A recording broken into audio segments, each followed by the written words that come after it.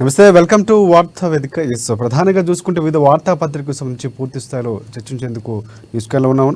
ముందుగా ఈనాడు వెళ్దాం. ఈనాడుకు సంబంధించి పూర్తిగా చూసుకుంటే ఈనాడులో ముఖ్యంగా 10 రోజులు 12 రాష్ట్రాలు నేటి నుంచి ప్రధాని మోదీ సుడిగాలి పర్యటన ఒక హెడ్లైన్ ప్రధానంగా కనిపిస్తున్నటువంటి పరిస్థితి. తెలంగాణలోనూ లోక్సభ ఎన్నికల ప్రచార సభలు, నేడు ఆదిలాబాద్లో, రేపు సంగారెడ్డిలో పలు ప్రారంభోత్సవాల శంకుస్థాపనకు సంబంధించి కూడా పూర్తి స్థాయిలో ఒక వార్త కనిపిస్తోంది.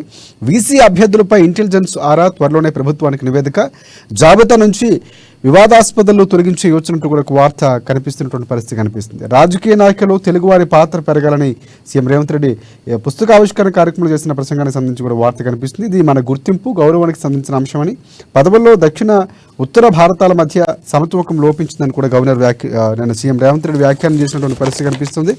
పాక్ ప్రధానిగా షహబాజ్ అనే వార్త ఇక్కడ కనిపిస్తున్నటువంటి పరిస్థితి. ఇక 1వ తేదీన జీతాలు, పెన్షన్లు చెల్లించాం ఉప ముఖ్యమంత్రి మల్లు భట్టి విక్రమార్క. అలాగే సీఎం రేవంత్ రెడ్డితో భద్రాచలం ఎమ్మెల్యే భేటీ, కాంగ్రెస్లోకి వరంగల్ మేయర్, సీఎంను కలిసిన బంగారు శృతి ఒక వార్త ప్రధానంగా హైలైట్ అవుతా ఉంది. ఆర్మ కాళేశ్వరానికి నిపుణుల కమిటీ సాంకేతిక అవగాహన లేకుండా బ్యాలెజీలు నీటితో నింపారంటున్న భారత నేతలు, నీటిపారుదల శాఖ మంత్రి ఉత్తమ్ కుమార్ రెడ్డి వ్యాఖ్యలు చేసిన వార్త కనిపిస్తోంది. కరీంనగర్ నుంచి భారత ఎన్నికల శంఖారావం, 12న బహిరంగ సభ, అధినేత కేసీఆర్ నిర్ణయం. కరీంనగర్ పెద్దపల్లి లోక్సభ నియోజకవర్గ నేతలు కూడా ప్రకటించినటువంటి పరిస్థితి. చివరిగా ఇటువైపు చూసుకుంటే ఎన్నికల ఇండియా నగార్ అనేది ఒకటి కనిపిస్తూ ఉంది ఇక్కడ. డిస్కంలో అనుమతి అక్కర్లేదు, ఇళ్లపై సౌర విద్యుత్ ఏర్పాటుకు 10 కిలోవాట్ల వరకు కూడా మినహాయింపు ఇస్తూ ఇక్కడ వార్త హైలైట్ అవుతున్నటువంటి పరిస్థితి ఈనాడుకు సంబంధించి కనిపిస్తూ ఉంది. నెక్స్ట్ మనం ఆంధ్రజ్యోతి చూద్దాం. ఆంధ్రజ్యోతికి సంబంధించి కాళేశ్వరానికి 4 నెలలు హాలిడే అనే వార్త ప్రధానంగా హైలైట్ అవుతోంది. బ్యారేజీల డిజైన్లు, నిర్మాణంపై అధ్యయనానికి కమిటీ. పూర్తి స్థాయిలో మేడిగడ్డ, అన్నారం, సుందిల బ్యారేజీల వైఫల్యాలకు కారణాలు, పరిష్కారాలు కొనుగోలు కూడా మార్గదర్శకాలు జారీ చేసినటువంటి పరిస్థితి కనిపిస్తుంది. ఇక ఎమ్మెల్యేలపై వ్యతిరేకతతోనే పార్టీ ఓటమి అనేది ఒక వార్త హైలైట్ అవుతూ ఉంది. ఇక్కడ కరీంనగర్ కేసీఆర్ సంబంధించి వినోద్, అలాగే పెద్దపల్లి కుప్పలేశ్వరిని ప్రకటించిన నేపథ్యంలో కొన్ని వ్యాఖ్యలు కూడా చేసినటువంటి పరిస్థితి కనిపిస్తుంది. నెక్స్ట్ నేడే మోదీ రాక, ఆదిలాబాద్ బహిరంగ సభలో పాల్గొన్న ప్రధాని మోదీ అనే వార్త హైలైట్ అవుతుంది. వచ్చే 5 నెలల్లో ఏం చేద్దాం, సర్కారు ఏర్పడగానే తొలి 100 రోజుల్లోనే కార్యాచరణ ఏంటి అని కూడా మోదీ చేసిన కేంద్ర మంత్రి మండలి మేధోమథనం అనే వార్త హైలైట్ అవుతుంది. కదిలిన యంత్రాంగం అనే వార్త హైలైట్ అవుతుంది. జిల్లా కలెక్టర్ ఆదేశాలతో వచినాగులపల్లి భూముల సర్వే అనే వార్త హైలైట్ అవుతుంది. అలాగే బీఆర్ఎస్ పోటీకి సిట్టింగ్ విముఖం ఒక వార్త ఉంది. ప్రధానంగా దీనికి సంబంధించి కొన్ని అంశాలు కూడా చదువుదాం. చేవెల్ ఎంపీ రంజిత్ రెడ్డి, మానుకోట ఎంపీ కవిత వెనుకొంచ, ఇప్పటికే బీజేపీలో చేరిన కొందరు, నేడు రూపం మరో 3 అనే వార్త హైలైట్ అవుతుంది. సీఎంతో వరంగల్ మేయర్ భేటీ, దాని చిత్రపటం కూడా వేసినటువంటి పరిస్థితి కనిపిస్తోంది. పట్టణ ప్రాంత తలసరి ఖర్చులో దక్షిణాదిన తెలంగాణలోని టాప్ అనే వార్త హైలైట్ అవుతుంది. జాబితాలో జాతీయ స్థాయిలో 5వ స్థానం, జాతీయ సగటు కన్నా మనదే ఎక్కువ, ఉత్తరాదిన పలు పెద్ద రాష్ట్రాలతో పోలిస్తే దక్షిణాది రాష్ట్రాలు ఈ విషయంలో మెరుగు, సిగరెట్లు, మద్యం, అద్దె, వైద్యం, రవాణా తదితర ఆహారేతర వ్యయాల పెరుగుదల అనేది వార్త హైలైట్ అవుతున్నటువంటి పరిస్థితి. ఇండియా ఎన్నికల భేరీ, పాట్నాలో భారీ స్థాయిలో జన విశ్వాస్ మహార్యాలీకి సంబంధించి వార్త హైలైట్ అవుతుంది. టీచర్ పోస్టులకు దరఖాస్తులు నేటి నుంచే. నేడు మరో 5,278 మందికి ఉద్యోగ నియామక పత్రాలు అంటూ కూడా వార్త హైలైట్ అవుతోంది. ప్రధానంగా ఇది ఆంధ్రజ్యోతికి సంబంధించి. సాక్ష్యం మనం చూద్దాం. కాంగ్రెస్పై వ్యతిరేకత, ప్రజలకు కొద్ది రోజుల్లోనే మనం యాదికి వస్తాం, పార్టీ నేతలతో బీఆర్ఎస్ నేత కేసీఆర్ అనే వ్యాఖ్యలు చేశారు. అలాగే 2 రోజులు రాష్ట్రంలో మోదీ పర్యటనకు సంబంధించి వార్త హైలైట్ అవుతోంది. బీఆర్ఎస్ నుంచి లోక్సభకు కొత్త వారే వార్త హైలైట్ అవుతుంది. పార్టీని వరుసగా విడుతున్న సిట్టింగ్ ఎంపీలు, ఎన్నికల ఖర్చు భరించే వారికే టికెట్లు అందే ఛాన్స్ కనిపిస్తున్న వార్త హైలైట్ అవుతుంది. అలాగే 9,000 ఉద్యోగాలు, 9 నెలల్లో గురుకుల విద్యా సంస్థల నియామకాల బోర్డు రికార్డు అనేది కూడా వార్త హైలైట్ అవుతోంది.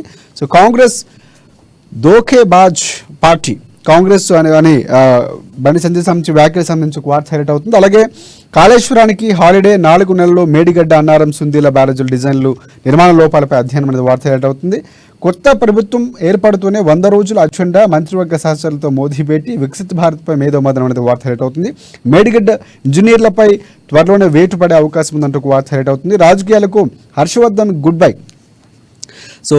వైఎస్ వివేకాను చంపింది ఎవరనేది ఒక క్వశ్చన్ మార్క్తో ఒక వార్త హైలైట్ అవుతున్నటువంటి పరిస్థితి కనిపిస్తుంది. సూత్రధారులు, పాత్రధారులు, ముసుగులు తొలగించే కథనం ఏమిటి అని కూడా వార్త హైలైట్ అవుతుంది. నేటి నుంచి డిఎస్సి దరఖాస్తులు సమగ్ర వివరాలతో బులెటిన్ విడుదల చేయనున్న విద్యాశాఖ అనేది ప్రధానంగా ఒక వార్త కనిపిస్తున్నటువంటి పరిస్థితి కనిపిస్తుంది. సాక్షి. అలాగే చివరిగా మనం వెలుగు చూద్దాం.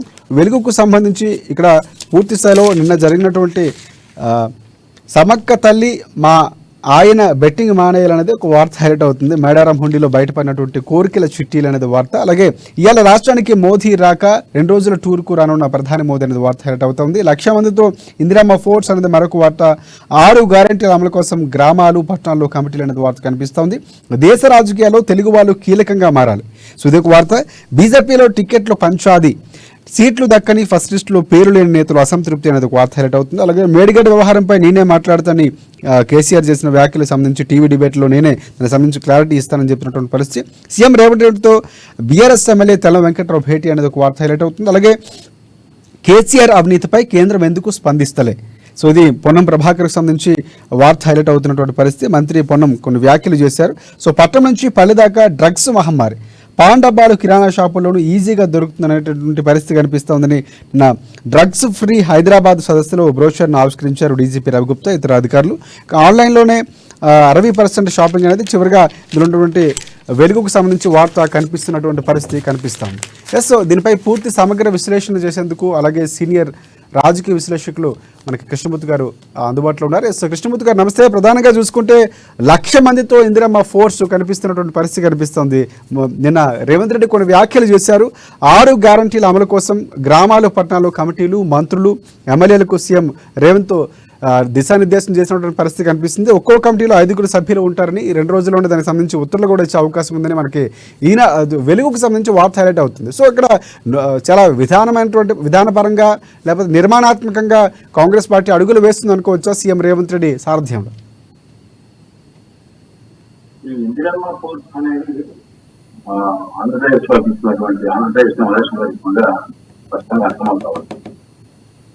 ఆంధ్రప్రదేశ్ లో కొంత ఫోర్స్ పేరు తోటి అక్కడ కూడా గ్రామ స్థాయిలో కొంత వాలంటీర్ ఏర్పాటు చేసి అంటే పింఛన్ల పంపిణీ కానీ, మిగతా అంశాలు రేషన్ కార్డుల పంపిణీ కానీ, దేశానికి సంబంధించిన విషయంలో ఆంధ్రప్రదేశ్ ప్రభుత్వం వాలంటీర్ గ్రామ వాలంటీర్ ఏర్పాటు చేసి వీరందరూ కూడా వైసీపీ కార్యకర్తలు అనేది అందరూ తెలుసు. అది ప్రభుత్వం ఒప్పుకుంటుంది. అక్కడ ఇక్కడ కూడా అంటే కాంగ్రెస్ పార్టీ కార్యకర్తలకు పని చెప్పాలి, పని ఉండాలి అన్న ఉద్దేశంతో ఈ ఇండియన్ ఫోర్స్ ను ఏర్పాటు చేస్తున్నట్టుగా స్పష్టమవుతా ఉంటుంది. పార్టీ శ్రేణులకు చేతిగా పని కల్పిస్తారు.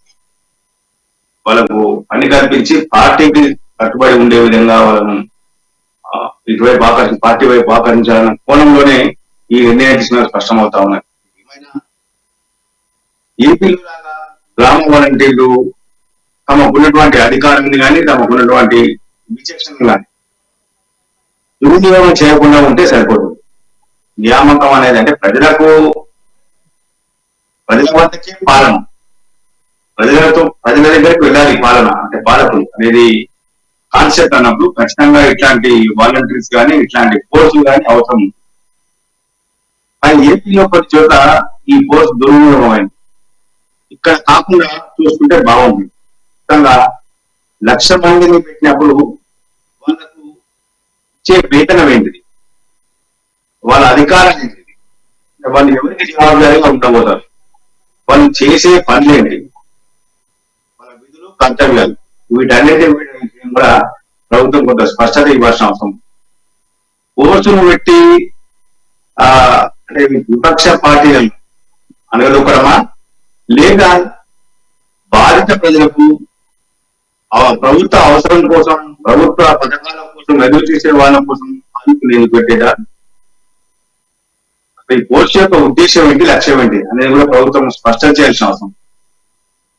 రాష్ట్ర ప్రభుత్వం తీసుకున్నటువంటి ఈ 1,00,000 మందితోటి ఇందిరమ్మ ఫోర్స్ అనే ఈ పథకం అయితే ఏదైతే ఉందో ఈ ఇందిరమ్మ ఫోర్స్ అంటే సుమారుగా గ్రామీణ ప్రాంతాల్లో 1,00,000 మందికి ఉపాధి అవకాశాలు పరోక్షంగా కల్పించడానికి అవసరం ఉంది. ఎన్నికల సందర్భంగా రాష్ట్ర ప్రభుత్వం హామీ ఇచ్చింది 2,00,000 ఉద్యోగాలు ఇస్తాం, దాంట్లో 1,00,000 ఉద్యోగాలు ఇవి అని చెప్పబోతున్నారా? దీని విషయంలో స్పష్టత ఇవ్వాల్సిన అవసరం ఉంటుంది. రాష్ట్రంలో అంటే ఆంధ్రప్రదేశ్ ప్రభుత్వాన్ని తీసుకున్నప్పుడు ఆంధ్రప్రదేశ్ ప్రభుత్వంలో గ్రామ వాలంటీర్లను ఏర్పాటు చేసినప్పుడు చెప్పి వాళ్ళకు ఉపాధి కల్పించాం కాబట్టి వాళ్ళకు ఉద్యోగాలు వచ్చినట్టే మేము ఇచ్చిన హామీలో వాళ్ళకు నెరవేరినట్టే. ఇక్కడ కూడా అదే చేయబోతున్నారా? లేదు అంటే నిజమైన యువతకు, నిరుద్యోగ యువతకు ఉపాధి కల్పించడం వేరు, ఇక్కడ ఈ ఫోర్సు నియామకం వేరు అనేది చెప్పదలుచుకున్నాం అనే విషయం కూడా కొంత ప్రభుత్వం నుంచి స్పష్టత రావాల్సిన అవసరం ఉంది. ఏదేమైనా నిర్ణయం సీఎం అంటుంది కాబట్టి ఇంకొంత దీని మీద కొంత కసరత్తు జరుగుతుందని భావించిన తర్వాత, అంటే కసరత్తు పూర్తయిన తర్వాత విధి విధానాలను ఖరారు చేసిన తర్వాత నియామకం చేసేవారు ఎవరు?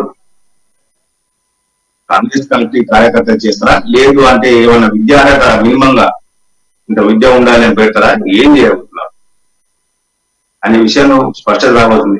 వీళ్ళకి వేతనం ఇస్తారా, వేతనం ఇస్తే ఆ వేతనాన్ని ఖజానాను చెల్లిస్తారా? రాష్ట్ర ఖజానా చెల్లించదు, అది ప్రభుత్వం చెల్లించదు కాబట్టి రేపు వాళ్ళు లీగల్ గా వెళ్తే ఇబ్బందులు ఎదుర్కొనే అవకాశం ఉంటుంది ప్రభుత్వం ఎవరైనా సరే. దీని విషయం కూడా స్పష్టత రావాల్సిన అవసరం ఉంటుంది. కోర్స్ అన్ని ఒకటి చెప్పడంతో సరిపోదు. ఈ నియామకం విషయంలో కానీ, విధి విధానం విషయంలో కానీ, ఉద్దేశాలు లక్ష్యాల విషయంలో కానీ ప్రభుత్వం నిర్దిష్టంగా ప్రకటించడం మాత్రమే దీన్ని లక్ష్యం ఏంటిది, దీని యొక్క సారాంశం ఏంటిది అనే విషయంలో కొంత స్పష్టత వచ్చే అవకాశం ఉంటాయి. కాబట్టి ఖచ్చితంగా రాష్ట్ర ప్రభుత్వం దీని మీద ప్రజలకు పూర్తి స్థాయిలో ఇవ్వాల్సిన అవసరం, సమాచారం ఇవ్వాల్సిన అవసరం ఉంటే పూర్తి స్థాయిలో చెప్పాల్సిన అవసరం.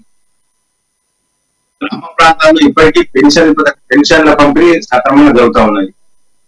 తెలంగాణకు సంబంధించి రైతు బంధు వేస్తా ఉన్నాం డైరెక్ట్ గా అకౌంట్లోనే, పెన్షన్లు డైరెక్ట్ గా వేస్తాను. కొన్ని చోట్ల కొన్ని గ్రామీణ ప్రాంతాల్లో కొంతమంది సహకారంతో కొంత పంపిణీ చేస్తా ఉన్నట్టు గ్రామీణ ప్రాంతాల్లో పెన్షన్, ఈ పెన్షన్ పంపిణీ వాళ్ళకి ఇస్తారా? ఇచ్చాము పెన్షన్ అవకాశం పాల్గొలేవారు.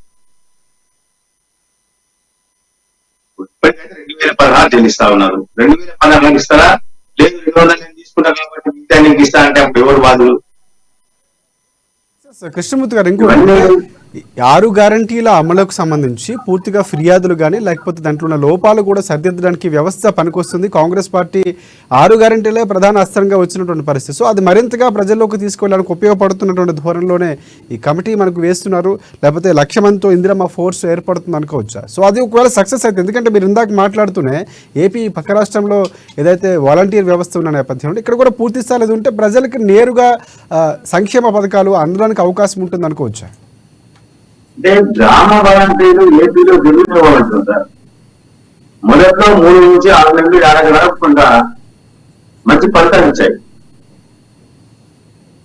ఆ గ్రామంలో ఏదైనా సమస్య వచ్చినా సదరు వాలంటీర్ చెప్తే ఆయన పరిష్కరించడానికి ప్రయత్నం చేసేవారు, లేదంటే ప్రభుత్వాధికారులు చెప్పి వాటిని తీర్చేందుకు ప్రయత్నించేవారు. కానీ ఆ తర్వాత గ్రామ వాలంటీర్లు గ్రామస్తుల మీద పెట్టాలను చెలాయించేందుకు కొంత వాళ్ళ అజమాయిషి కోసం ప్రయత్నం చేశారు. ఇక్కడే కొంత ఇబ్బందులు వచ్చాయి. మనం చూసాం చాలా మంది వాలంటీర్లు అనేక కేసుల్లో వాళ్ళు కేసులు ఎదుర్కొంటున్నా, అనేక కేసులు జైలు కూడా పోయి కొంతమంది. మీరు ఏపీ పరిశీలిస్తే మహిళలు దురుసుగా ప్రవర్తించాము, మహిళల పట్ల అసభ్యంగా ప్రవర్తించాము, పెన్షన్లను తక్కువ చేసి చెల్లించడము, ఇవన్నీ కూడా ప్రభుత్వం ఖచ్చితంగా ఇవన్నీ కూడా పరిశీలించాల్సిన అంశం ఉందంటారు ఇందిరమ్మ ఫోర్స్ లో. వాటి కూడా, ఎందుకంటే ఇవి కూడా మీరు అన్నట్లు బ్యారేజ్ వేసుకొని ముందుకు వెళితే సక్సెస్ అయ్యే అవకాశం ఉంది అనుకోవచ్చు మనం. అదే ఏపీని ఆదర్శంగా తీసుకొని గ్రామ వాలంటీర్ వ్యవస్థలో ఇందిరమ్మ ఫోర్స్ పెడితే ఏపీలో జరిగినటువంటి తప్పిదాల విషయంలో కొంత రాష్ట్ర ప్రభుత్వం పరిశీలించాల్సిన అవసరం ఉంటుంది. ఆ తప్పిదాన్ని సంఘటన జరిగినప్పుడు ఎవరు బాధ్యత, ఎవరు ఏంది అనే విషయంలో కొంత స్పష్టత కూడా ప్రజలకు ఇవ్వాల్సిన అవసరం. వాళ్ళకి వేతనం చెల్లించే విషయంలో ఏ రకంగా ప్రభుత్వం ముందుకెళ్తారు, వాళ్ళ నియామక విషయంలో విద్యార్హత ప్రామాణిక పెట్టరా, లేకపోతే వాళ్ళ రిజర్వేషన్ పెట్టరా, లేకపోతే గ్రామాలలో గ్రామ సభలు పెట్టి ఏకగ్రీవంగా పలానా వాళ్ళని మాకు నియమించండి, పలానా 2, 3, 4 నియమించండి, వీళ్ళు మంచోళ్ళు అనేవన్నీ అభిప్రాయం తీసుకుంటారు. ఇవన్నీ కూడా కావాలి. అలాగే అంటే ఎవరైతే మీరు అన్నట్టు ఆ ఎంపిక ప్రక్రియ చాలా పకడ్బందీగా చాలా పారదర్శకంగా జరగాల్సిన అవసరం ఎంత ఉంటుందో, వారికి ఏమైనా ప్రభుత్వం జీతభత్యాలు ఏమైనా ప్రభుత్వం నుంచి ఏమైనా సహకారం అందే అవకాశం ఉంది అనుకోవచ్చు మనం. ఆ విధంగా సేవతో పాటు ప్రభుత్వం నుంచి సహకారం అందించాలి అనుకున్నప్పుడు ఖచ్చితంగా నియమ నిబంధనలు పాటించాల్సిన అవసరం. గ్రామ వాలంటీర్లను ఏర్పాటు చేస్తామంటున్నారు. గ్రామ వాలంటీర్లు ఇంతలో కోసం వీళ్ళు మార్చిగా అదే తరహాలో జరగబోతుంది అన్నప్పుడు ప్రభుత్వం పథకాలకు సంబంధించి ప్రభుత్వం నిర్మించే ఉద్యోగాలకు సంబంధించి కొంత గైడ్ లైన్స్ ఉంటాయి. ఏదింట ఏది మీకు విద్యార్హత వారి యొక్క రిజర్వేషన్లు వీటికి సంబంధించి అన్ని ఉంటాయి. వాటన్నింటినీ పాటిస్తారా ప్రభుత్వం చెల్లించినప్పుడు? ఇవన్నీ పాటించి చెల్లించి మీరు ఎంపిక చేసి వాళ్ళకు నియామక బాధ్యత అన్నప్పుడు రేపు పొద్దున వాళ్ళు మమ్మల్ని ప్రభుత్వ ఉద్యోగులు గుర్తించండి, మాకు పర్మనెంట్ చేయండి అన్నప్పుడు రాష్ట్ర ప్రభుత్వం ఎత్తి పరిస్థితి. గతంలో గ్రామ సేవకులుగా ఉండేవారు. అంటే గ్రామీణ ప్రాంతంలో మస్కూరి కొంతమంది వాళ్ళు గ్రామ సేవకులు, కొంతమంది ఇంకో రకంగా ఒక్కొక్క మాండలికంలో ఒక్కొక్క దాంతో వాళ్ళ వ్యవహారిక భాషలో మాట్లాడేవారు. గ్రామ సేవకులను తొలగించారు. గ్రామ సేవకులు పనిచేయబోతున్నారు. కృష్ణమూర్తి గారు, మరొక అంశం చూసుకుంటే అంటే పూర్తిగా కాంగ్రెస్ పార్టీకి సంబంధించి ఇలాంటి విధానం ఇందిరమ్మ ఫోర్స్ తెలుతుంటే, అలాగే మరొక కొన్ని కామెంట్స్ నిన్న పుస్తక ఆవిష్కరణలో గవర్నర్ పేరు గవర్నర్ హౌస్ పుస్తక ఆవిష్కరణలో సీఎం రేవంత్ రెడ్డి కొన్ని వ్యాఖ్యలు చేశారు.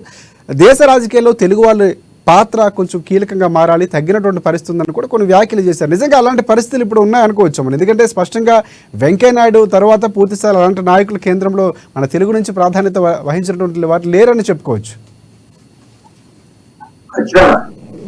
దేశ రాజకీయంలో తెలుగు వారి యొక్క ప్రాధాన్యత అంతా ఉంది. ఇది అందరూ గ్రహించాల్సింది, అందరికీ తెలుసు. దేశ రాజకీయాల్లో రాణించాలి అంటే జాతీయ స్థాయిలో కొంత వారు అన్ని అంశాల మీద అవబోధన చేసి దాని మీద మాట్లాడే శక్తిని యుక్తిని కలిగి ఉండాలి. రాజకీయ నేతలను ఒప్పించే సామర్థ్యం కూడా కలిగి ఉండాలి. ప్రజల మన్ననం పొందేందుకు కావాల్సిన సామర్థ్యం కూడా ఉండాలి. కృష్ణమూర్తి గారు, ప్రధానంగా అంటే మీ సీనియారిటీ బట్టి చూస్తే కనుక ముందు నుంచి అప్పటి రాజకీయ నాయకులు చూసారు, ఇప్పుడు చూసారు, పూర్తిగా అంటే రాజకీయాల్లో జరిగిన మార్పులే కారణం అనుకోవచ్చా, లేకపోతే తెలుగుకు సంబంధించి ప్రాధాన్యత తగ్గడానికి తెలుగు నాయకులు ఢిల్లీలో ఆ స్థాయిలో మనం రాణించుకోవడానికి ప్రధాన కారణాలు ఏమనుకోవచ్చు? మొదటి నుంచి కూడా కొంత దక్షిణాది రాష్ట్రాల మీద ఉత్తరాది రాష్ట్రాల పెత్తనం ఉన్నాయి. ఇది ఎవరన్నా కాకుండా ఉత్తరాది రాష్ట్రాల యొక్క నాయకుల ఆధిపత్యం వల్ల దక్షిణాది రాష్ట్రాల నాయకులకు కొంత గుర్తింపు రావట్లేదు. ఇది దక్షిణాది రాష్ట్రాల నాయకులంతా కలిసి మేము కూడా పెత్తనం చేశాం, మేము కూడా దేశాన్ని పాలించే శక్తి సామర్థ్యాలు మాకున్నాయి, మేమెందుకు పాలించద్దు, మేమెందుకు దేశ రాజకీయాలు రాణించద్దు అని కొంత వాళ్ళు దూకుడుగా ముందుకు వెళ్తే తప్ప ఉత్తరాది రాష్ట్రాల యొక్క ఆధిపత్యం అనేది చెక్ పెట్టేందుకు అవకాశం ఉండదు. చెక్ పెట్టాలంటే ముందు రాష్ట్ర రాజకీయాల్లో రాణించి ఆ తర్వాత దేశ రాజకీయాలు పెడితే కొంత బాగుంది. మొన్న అంటే మొదటి తరంలో పివి నరసింహరావు, వీరేంద్ర సింగిరెడ్డి వీళ్ళని తీసుకుంటే, రెండవ తరంలో వెంకయ్యనాయుడు, తర్వాత జయపాల్ రెడ్డి, వీళ్ళు కొంత జాతీయ రాజకీయాలు కొంతవరకు సాధించారు. పూర్తి స్థాయిలో కాదు, అంటే ఉత్తరాది తన నాయకుల ఆధిపత్యం పనిచేస్తూ కొంత దేశ రాజకీయాలు తమదైన పనిచేస్తారు. అప్పటికి కూడా వీళ్ళు ఉత్తరాది రాష్ట్రాల నాయకుల పనిచేశారు.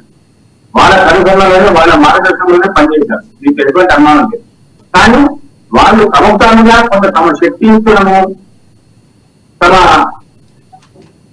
ప్రావీణ్యతను కొంత రాజకీయాల్లో చూపించి కొంచెం రాజకీయాలు ఆ స్థాయిలో ఉన్నటువంటి నాయకులు ప్రస్తుత రాజకీయాల్లో కనిపించట్లేదు.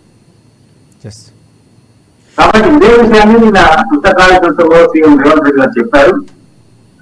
ఈ విషయంలో రాజకీయ నాయకులు కొంచెం ఆలోచన చేయాల్సిన అవసరం. మరొక అంశం మాట్లాడదాం కృష్ణమూర్తి గారు. ప్రధానంగా కాళేశ్వరంకి సంబంధించి బ్యారేజీల డ్యామ్ సేఫ్టీకి సంబంధించి పూర్తిగా నిగ్గు తేల్చడానికి 4 నెలల పాటు కమిటీ పరిశీలించనుంది. దానికి స్పెషల్ కమిటీని కూడా వేసినటువంటి పరిస్థితి. చైర్మన్ చంద్రశేఖర్ అయ్యర్ సభ్యులుగా నలుగురు మందితో కూడినటువంటి పూర్తిగా మెంబర్ సెక్రటరీగా మరొకరు, మొత్తం 5గురుగా కమిటీ వేసినటువంటి పరిస్థితి కనిపిస్తుంది. సో పూర్తిగా పనులు ఆపుతూ ఇక్కడ నుంచి పూర్తిగా దానికి సంబంధించి ఎక్స్పర్ట్స్ కమిటీ రిపోర్ట్స్ వచ్చాకే, పూర్తిగా రిపోర్ట్ వచ్చాకే పనులు ప్రారంభించే అవకాశాలు కనిపిస్తున్నాయి. కాళేశ్వరం ఎలా ఉండబోతుంది అంటే గవర్నమెంట్ ఏదైతే రాష్ట్ర ప్రభుత్వం నుంచి లేక తర్వాత స్పందించినటువంటి పరిస్థితి కనిపిస్తుంది. సో కమిటీ వేసినటువంటి పరిస్థితి, సో ఏ విధంగా చూడొచ్చు?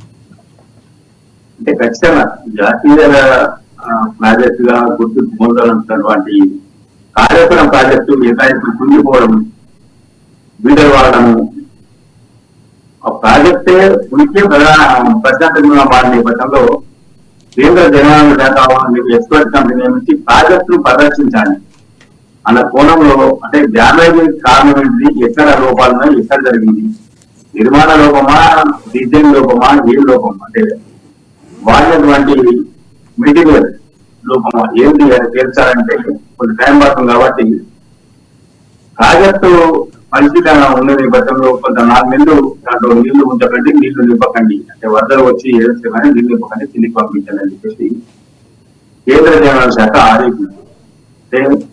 పూర్తి స్థాయిలో ఎక్స్పర్ట్ కమిటీ వచ్చిన తర్వాత ఎక్స్పర్ట్ కమిటీ ముందు ప్రాజెక్టు డ్యామేజ్ కారణాలు తెలుసు, దానికి ఏదైనా ఏంటా తెలిసిన తర్వాత దాని రిపేర్ విషయంలో కొంత మళ్ళీ కమిటీ ఎక్స్పర్ట్ కమిటీ పరిశీలిస్తుంది.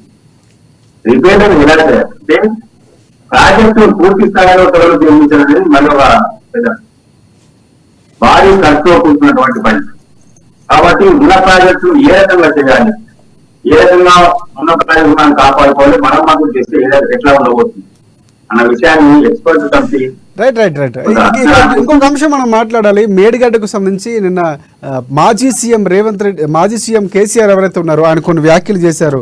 మేడిగడ్డ వ్యవహారంపై నేనే మాట్లాడతా, టీవీ డిబేట్లో దానికి సంబంధించి వివరణిస్తా అని చెప్తున్నా కొన్ని వ్యాఖ్యలు చేశారు. మనం ఒకసారి మాట్లాడితే 1-2 పళ్ళు విరిగితే పూర్తిగా మొత్తం పళ్ళని తీసుకేసుకుంటామా, దాన్ని సరి చేసుకోవాలి, అలాగే మేడిగడ్డను కూడా వ్యాఖ్యానిస్తే అని కొన్ని వ్యాఖ్యలు చేశారు. దాంతోపాటు అసెంబ్లీ ఎన్నికల్లో ఓడిపోతామని ముందే తెలుసు, అప్పటికే లేట్ కావడంతో అభ్యర్థులు మార్చలేకపోయారని కూడా కొన్ని వ్యాఖ్యలు చేశారు. సో అంటే ఇక్కడ సరిదిద్దుకోవడం చర్యలు అనుకోవచ్చా, తప్పుని కప్పించుకోవడం, అంటే పళ్ళకి ప్రాజెక్టులకి లింక్ పెట్టడం ఏ విధంగా చూడొచ్చు? మాటలు గారడి అనుకోవచ్చా?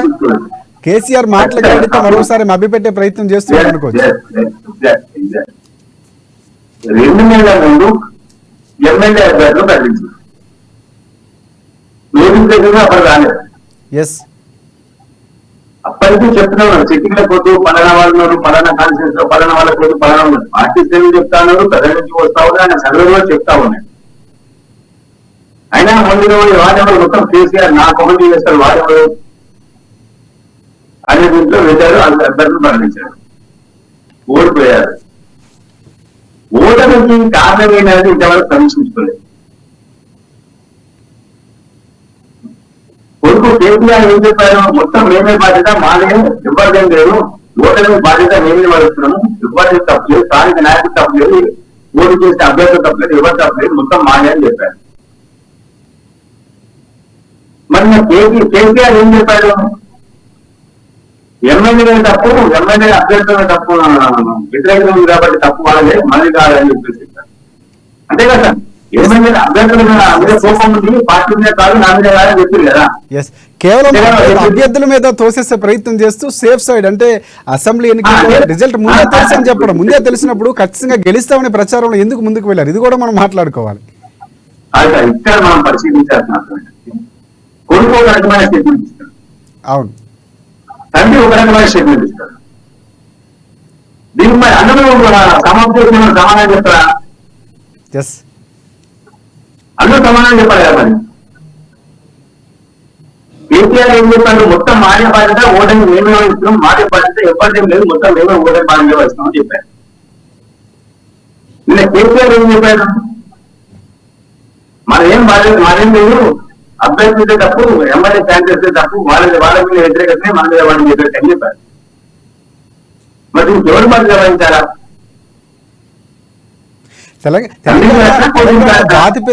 తెలంగాణ జాతిపితగా ప్రకటించుకున్నటువంటి కేసీఆర్ కు సంబంధించి పూర్తిగా కేసీఆర్ ను చూసే ఓటేస్తారని గతంలో చెప్పుకున్నారు. ఇప్పుడు ఎమ్మెల్యేల పైన తోసేయటం, ప్రజల నుంచి వ్యతిరేకత క్లియర్గా వచ్చింది, దాన్ని ఒప్పుకోవాల్సింది పోయి నిజంగా అలా ఒప్పుకుంటే ప్రజల్లో కొంతవరకు మార్పు వచ్చింది, నిజంగా చేసిన తప్పులు సరిదిద్దుకునే ప్రయత్నం చేస్తుందని. కానీ అది సాఫ్ట్ కార్నర్ కాకుండా కేవలం ఎమ్మెల్యేలపై తోసేయడం, ఇది ఏ విధంగా చూడొచ్చు? ఎస్, ఓటమిని ముందాగా అంగీకరించి గత తప్పులను తిరిగి చేయకుండా చూస్తే బీఆర్ఎస్ మరోసారి ప్రజలు ఆదరించి అప్పుడు చేసుకునే అవకాశం మనది చెప్తా ఉన్నాం. దాన్ని పక్కన పెట్టేసి రోజుకో రకమైన మాటలతో ప్రజలను మసిపూసి మాడికాయ మళ్ళీ అని అనుకోని వెంటనే అక్కడ చదువుతున్నాను. కేసీఆర్ కేసీఆర్ అంటే తండ్రి కొడుకు మాత్రమే డిఫరెన్స్ ఉన్నాయి. ఇక మిగతా మాట ఎంత ఉండబోతున్నాయి? రెండో అంశం, నేనే వేదికల మీద కార్యక్రమం మీద మాట్లాడతా అంటారు, టీవీ డిబేట్లో పాల్గొంటా అంటారు. ఇంకొక అంశం మనం మాట్లాడగలిగితే, సో ఇక్కడెక్కడ జరుగుతున్న నేపథ్యంలో మరొకటి ప్రధానంగా మాట్లాడుకోవాలి. ప్రధాని మోదీ టూర్ గురించి మనం మాట్లాడుకోవాలి. 2 రోజుల పాటు ఆయన తెలంగాణలో పర్యటించున్నారు, ఈరోజు ఆదిలాబాద్లో పర్యటించబోతున్నారు, కొన్ని ప్రారంభోత్సవాలు జరగబోతున్నాయి. సో దీనికి సంబంధించి మాట్లాడగలిగితే మోదీ 12 రోజుల పాటు పూర్తిగా దేశవ్యాప్తంగా తిరుగుతూ అన్ని రాష్ట్రాల్లో పర్యటిస్తూ పార్లమెంట్ ఎన్నికలకు ఒక వ్యూహాన్ని రచిస్తూ ముందుకెళ్తున్నటువంటి పరిస్థితి కనిపిస్తుంది. సో దానికి సంబంధించి మీ విశ్లేషణ పరంగా చూసుకుంటే ప్రధాని మోదీ ఈసారి హవా కొనసాగుతున్నటువంటి పరిస్థితి కనిపిస్తుంది. తెలంగాణలో ప్రభావం మోదీ టూర్ తర్వాత ఎలా ఉండబోతుంది? తెలంగాణలో మోదీ టూర్ తర్వాత కొంచెం ప్రభావం ఎఫెక్ట్ అయితే ఖచ్చితంగా ఉంటుంది. హైదరాబాద్ దాదాపు 40 సంవత్సరాల తర్వాత ఒక ప్రధానమంత్రి స్థాయి నేత హైదరాబాద్ రావడం అనేది ఫస్ట్ మాట. అంటే మన చరిత్ర చెప్తా ఉంటే మనకు హైదరాబాద్ సంబంధించినటువంటి కొంతమంది సీనియర్ వాళ్ళని మాట్లాడుతూ వాళ్ళు చెప్తారు 40 సంవత్సరాల ప్రధానమంత్రి మరోసారి మా జిల్లాకు వస్తుందని చెప్తా ఉన్నారు. అక్కడ ఎన్టీపీసీ ప్రాజెక్ట్ తో పాటు అనేక ప్రాజెక్టులకు సుమారుగా 56,000 కోట్ల రూపాయలు చేసే ప్రాజెక్టులకు అక్కడ శంకుస్థాపనలు భూములు చేయబోతున్నారు, ప్రారంభోత్సవాలు చేయబోతున్నారు అని చెప్పేసి మనకు తెలుస్తా ఉన్నారు.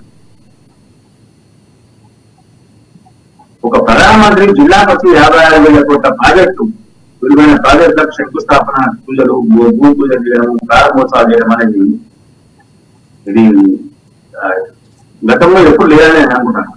40 సంవత్సరాల ప్రధానమంత్రి రావడమే కాకుండా ఏదో ఎలక్షన్ మీటింగ్ పెట్టి ఎలక్షన్ కోసం మాట్లాడుకోవడం కాదు, అనేక అభివృద్ధి పనులకు అక్కడ శంకుస్థాపన ప్రారంభోత్సవాలు చేయబోతున్నారు. అదేవిధంగా రేపు సంగారెడ్డికి రాబోతున్నారు. సంగారెడ్డిలో సుమారు 6,000 కోట్ల రూపాయలు విలువ చేసే ప్రాజెక్టు.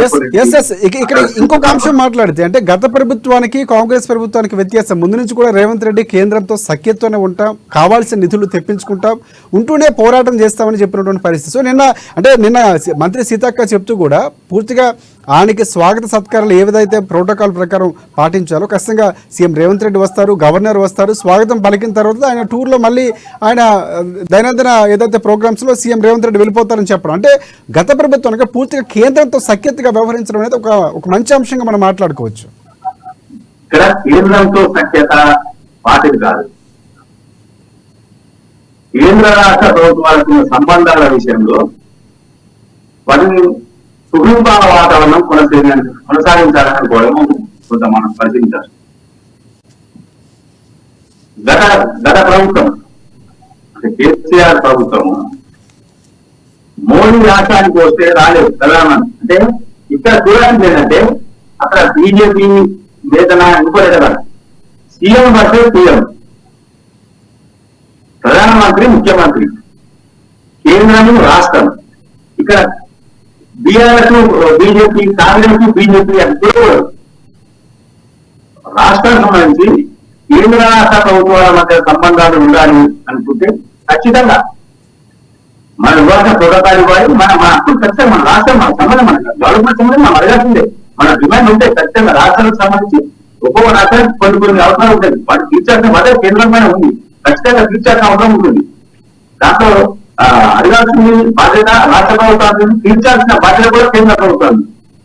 నేను అడిగాను కానీ నువ్వు ఇచ్చేది, నేను నిన్ను రచించుకోను అని నా గురించి మాట్లాడు, ఇది కాదు కదా. ఖచ్చితంగా రేవంత్ రెడ్డి ఈ సంప్రదాయం గతంలో ఢిల్లీ వెళ్ళినప్పుడు కూడా ప్రధానమంత్రి వారు అనేక మంది కేంద్ర మంత్రులు వచ్చారు, అనేక అంశాలు గతంలో పెండింగ్ లో ఉన్నటువంటి అంటే శివరాలు అలాంటి ఎన్నో ప్రాజెక్టు సంబంధించి అనుమతులు తీసుకున్నారు. వాటికి సంబంధించి వాటి పురోగతిని కొనసాగిస్తా ఉన్నారు. అంటే కేంద్రము రాష్ట్రానికి ఇచ్చే నిధులను ఏ రకంగా వినియోగించుకోవాలి, వాటికి సంబంధించిన వాటి రాష్ట్ర ప్రభుత్వం ఇవ్వాల్సిన మ్యాచింగ్ గ్రాంట్ అమౌంట్ తెలిస్తే ఎలా ఉంటుంది, వీటన్నింటినీ తీసుకుంటా ఉన్నాను. అనేక ప్రాజెక్టులు గతంలో ఎంఎండిఎస్ ఇస్తాను కానీ మిగతా అంశాలు కానీ కాజీపేట కోర్టు అట్లాంటి ఎన్నో వాటికి స్థలాలు ఇవ్వక, భూములు ఇవ్వక, భూసేకరణ చేయకుండా ఉన్నటువంటి అనేక ప్రాజెక్టులు పెండింగ్ లో ఉన్నాయి. కేంద్ర ప్రభుత్వం ముందుకు వచ్చినా రాష్ట్ర ప్రభుత్వం సహకరించకపోతుంది చెప్పండి గతంలో. కృష్ణమూర్తి గారు, ఒకటి ఇక్కడ పార్లమెంట్ ఎన్నికల సమితి శంకరావం పూరిస్తూనే పూర్తిగా ఒక చారిత్రాత్మకంగా కొన్ని ఎప్పుడు రాని ఒక ఆదిలాబాద్కు రావటం, పర్యటిస్తూనే అక్కడ ప్రారంభోత్సవాలు చేయడం ఒక అంశం అయితే, ఇంకోటి బీజేపీలో టికెట్ల పంచాయతీ కొంతవరకు ఉన్నటువంటి పరిస్థితి కనిపిస్తుంది. మొదటిసారిగా బీజేపీ ముందస్తుగానే ఉన్నటువంటి పరిస్థితి మనకు ఉన్నటువంటి సర్వే నేపథ్యంలో ముందుగానే బీజేపీ పార్టీ ఆ లిస్టును ప్రకటించే ప్రయత్నం చేసింది. ప్రకటించినటువంటి పరిస్థితి 9 మంది అభ్యర్థులు. ఇక ప్రకటించిన తర్వాత సీట్లు దక్కని అభ్యర్థులు ఎవరైతే ఉన్నారో ఫస్ట్ లిస్టు పేర్లు లేకపోవడం అసంతృప్తి వ్యక్తం చేస్తూ కొంతమంది రాధా సింగ్ లాంటి వ్యక్తులు కొన్ని కామెంట్స్ కూడా చేసినటువంటి పరిస్థితి. హైదరాబాద్లో వేరే మగోడు దొరకలేదా, మల్కాజ్గిరి సీటు దక్కని మురళీధరరావు కూడా కొంతవరకు ఆయన గురుగా ఉన్నటువంటి పరిస్థితులు కనిపిస్తున్నాయి. సో నాగర్ కర్నూలు టికెట్ దక్కలేదని బంగారు శృతి ఆమె కూడా మనస్తాపం చెందినటువంటి పరిస్థితి. నిరాశలో డీకే అరుణ, జితేందర్ రెడ్డి లాంటి స్వయం బాపు లాంటి నేతలు కూడా ఉన్నటువంటి పరిస్థితి కనిపిస్తుంది. సో ఇది బీజేపీ పార్టీ ఎలా డీల్ చేసే అవకాశం కనిపిస్తుంది. ఇది బీజేపీ పార్టీకి సంబంధించి వ్యూహాత్మకంగా వెళ్ళిన నేపథ్యంలో ఆశావాహులకు టికెట్లు దక్కకపోవడం, ఇలాంటి కామెంట్స్ రాజాసింగ్ లాంటి వ్యక్తులు చేయడం ఏ విధంగా చూడొచ్చు? బీజేపీలో టికెట్ల విషయంలో కొంత గందరగోళం ఉన్నది వాస్తవం. కొంతమంది పార్టీ పట్ల గురుగా ఉన్నారు. నిన్న మనం చూడొచ్చు హైదరాబాద్ సిట్టింగ్ ఎంపీకి అంటే 4 ఎంపీలు 3 పిచ్చి హైదరాబాద్ సిట్టింగ్ ఎంపీ మామూలుగా చేయలేదు. ఆయన చెప్తారు టికెట్ ఇస్తే సరే లేకుండా దాన్ని చూసుకుంటా నాకు ఎక్కడున్నా ఎదిరిపోతాను, ఏదో కుమ్మం ఆధారంగా పట్టుకొని కూర్చోలేదు, నాకు ఎక్కడున్నా ఎదిరిపోతా అని చెప్పారు. అంటే టికెట్ ఇస్తే సరే లేకపోతే పార్టీ మాట అని ఆయన స్పష్టం చేసినట్లే. అదే దిశగా మహబూబ్నగర్ సంబంధించిన విషయంలో మహబూబ్నగర్ లో 3 కీలక నేతలు పోటీ పడతా ఉన్నారు. టికెట్ నాది అంటే నాది అంటా ఉన్నారు. ఈ గందరగోళంలో ఫస్ట్ లిస్ట్ లో మహబూబ్నగర్ పేరు జరుపుకున్నారు. కానీ నేతల మధ్య కొంత తీవ్ర స్థాయిలో పోటీ ఉండడంతో ఆ సీటును ప్రకటించలేదు. అక్కడ ముగ్గురు డిపిఆర్ జితేందర్ రెడ్డి అండ్ శాంతి కుమార్, ఈ ముగ్గురు కూడా పోటీ పడతా ఉన్నారు. కాబట్టి కొంత అక్కడ కొంత ఆనంది మల్కాజ్గిరి సంబంధించి మిగతా కార్యంలో కొంత ఆయన తనకున్నటువంటి కేంద్ర పార్టీలో తనకున్న పరిచయాలు కానీ వీటి విషయంలో చూసి ఆయన టికెట్ తెచ్చుకున్నారు. ఈ టికెట్ ను ఆడించబడుతుంది. అంటే మొదటి నుంచి బీజేపీలోనే ఉండి ఏబీపీ నుంచి కూడా విద్యార్థి పరిషత్ నుంచి వచ్చినటువంటి మురళీధరరావు బీజేపీ జాతీయ ప్రధానంగా పనిచేస్తారు. ఆయన కొంత కాలం ప్రయత్నం చేస్తా ఉన్నారు. ఆయనకు రాలేదు. దీంతో ఆయన కూడా కొంత పార్టీ నాయకత్వం మీద కొంత గురువుగా ఉన్నారు. అంటే నాకు ఇవ్వని ఇందులో సేవ చేస్తాను, నాకు ఇప్పటికీ గుర్తింపు ఇవ్వట్లే పార్టీ అని చెప్పేసి కొంత ఆయన కూడా కొంత అసంతృప్తి వ్యక్తం చేశారు. త్వరలోనే పార్టీ భవిష్యత్ కార్యకర్తలకు సో ఇక్కడ కృష్ణ అంటే మురళీధర్ లాంటి నేతలు ఏమైనా పార్టీలు మారే అవకాశం ఉన్నాయి అనుకోవచ్చు మనం. అంటే కొత్తగా వచ్చిన వాళ్ళకి అవకాశాలు ఇచ్చారు. పూర్తిగా ముందు నుంచి మేము కార్యాచరణ రూపొందించుకున్నాం, ప్రచారంలో ముందుకు వెళుతున్నాం, అయినా మాకు టికెట్లు ఇవ్వలేదు బీజేపీ అధిష్టానం అని కొన్ని ఆరోపణలు చేసినటువంటి పరిస్థితి, అలకు ఉన్నటువంటి పరిస్థితి. సో పార్టీ మారే అవకాశం ఉందా, లేదంటే బీజేపీ వీరిని బుజ్జగించి పార్టీలో పార్లమెంట్ ఎన్నికలకు అక్కడ ప్రచారంలో ముందుకు వెళ్ళి తీసుకెళ్లే విధంగా ప్లాన్ చేసే అవకాశం ఉంది అనుకోవచ్చా? లెక్క పూర్ణం అనేది ఉంటుంది కానీ పార్టీ మార్పు అనేది ఉండకపోవచ్చు మురళీధర విషయంలో నేను అనుకుంటున్నాను. ఎందుకంటే ఆయన మొదటి నుంచి ఒక సిద్ధాంతపరంగా అంశాల ప్రాతిపదికన రాజకీయాలు చేసినటువంటి వ్యక్తి మురళీధర. కాబట్టి ఆయన పార్టీ మాట్లాడుకోవట్లేదు, కొంత అలకపోవడం ఉంటారు. పార్టీ ఏదైనా అంటే జాతీయ కార్యవర్గంలో ఆయనకు తక్కువ చూడలేదు. పార్టీ జాతీయ అధ్యక్షుడిగా పనిచేశారు. గత 2 దఫాల్లో ఆయనకు ఆ చోటు కనిపించలేదు. అంటే బీజేపీ పార్టీ ప్రాధాన్యత క్రమంలో కాకుండా జనాకర్షణ లేకపోతే సర్వేల ఆధారంగానే టికెట్లు కేటాయించింది అనుకోవచ్చు మనం. ఖచ్చితంగా సర్వేల ఆధారంగా జనాకర్షణ ఆధారంగానే టికెట్ కేటాయించని చెప్పచ్చు. సర్వేల ప్రాతిపదికన ఎవరు గెలుస్తారు, ఎవరికి బలమైన నాయకుడు, ఎవరు ప్రత్యర్థిని బలంగా ఢీకొంటున్నారు,